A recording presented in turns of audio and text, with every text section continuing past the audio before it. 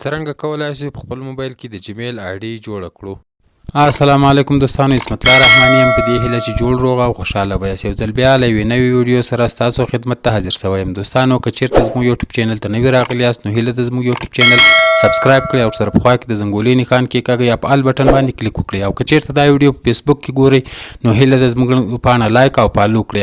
نو راځو دوستانو اول جیمیل را خلاصو. کله چې مو جیمیل را خلاص کړل دوستانو، کله چې مو جیمیل را خلاص کړل، که چیرته زموږ کې د مخکې د جیمیل آی ډي موجوده وي نو بیا موږ دلته نشو کولی جیمیل آی ډي جوړ کړو. بیا باید له سیټینګ نه ورته داخل شو. اوس زما په موبایل کې خپله د جیمیل آی ډي نه ده فعاله، نو دوستانو راځو چې په جیمیل کې خپله آی ډي جوړ کړو. دلته راځو په سکیپ بټن باندې کلیک کوو. کله چې په سکیپ بټن باندې کلیک وکړ، دلته راځو دوستانو په اډ ان ایمیل ادرس باندې کلیک کوو. کله چې په دې باندې کلیک وکړ، راځو په ګوګل باندې د ګوګل اپشن باندې کلیک کوو. کله چې په دې باندې کلیک وکړ دوستانو، وروسته لږ ورته انتظار کېږو تر څو زموږ وروسته صفحه را خلاصه شي.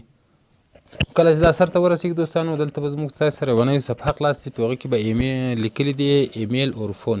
کله چې موږ مخکې ایمیل آی ډي ولرو یا جیمیل ادرس ولرو نو هغه بیا موږ کولی شو په د اوله خانه کې را خلاص کړو. اوس چې موږ غواړو نوې جیمیل آی ډي جوړه کړو یا ایمیل ادرس جوړ کړو نو راځو په لاندې کوریکټ اکاونټ باندې کلیک کوو.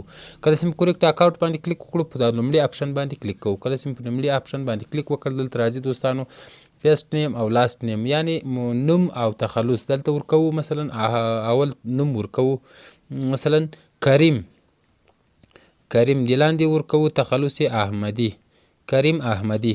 دا زموږ تاسې نوم او تخلص شو. نو وروسته په نیکسټ باندې کلیک کوو. کله چې په نیکسټ باندې کلیک وکړ نو لږ ورته انتظار کېږو دوستانو چې وروستۍ صفحه را خلاصه شي. دلته راځو دوستانو موږ تاسې تولد تاریخ یا برډې کوم ورځ باندې چې موږ تاسې پیدا شوي هغه تاریخ غواړي. نو راځو دلته اول لومړی کال ورکوو. مثلا په 2000 کال کې د جنوري د میاشتې مثلا په 2مه نیټه باندې دا موږ د تولد تاریخ شو. راځو جنډر چې ښځینه ده او که نارینه، نو زه ورته میل یا نارینه انتخابوم. وروسته په لاندې نیکسټ بټن باندې کلیک کوو. کله چې په نیکسټ باندې کلیک وکړ، دلته دوستانو راځي موږ تاسې یوزر نیم یعنی هغه آی ډي یا جیمیل ادرس چې غواړو موږ وروسته ورته استفاده کړو، دا باید موږ تاسې دلته انتخاب کړو یا جوړ کړو.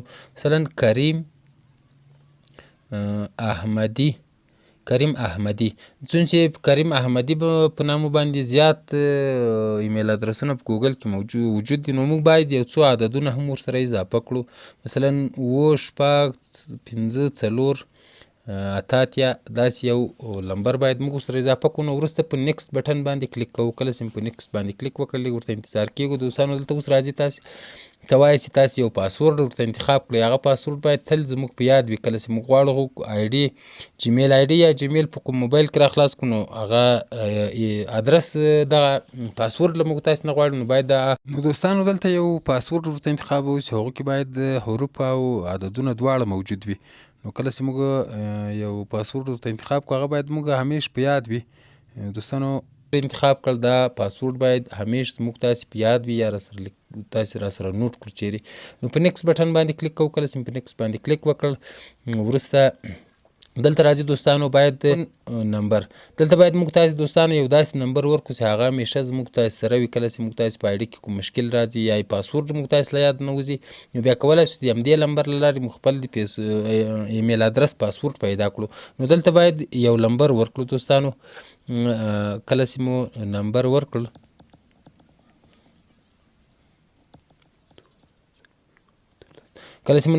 دوستانو نو وروسته په نیکسټ بټن باندې کلیک کوو. کله چې په نیکسټ باندې کلیک وکړل دوستانو، زموږ تاسې د ایمیل جیمیل آی ډي جوړه شوه، کریم احمدي 7 6 5 4 اتاتیا @gmail.com.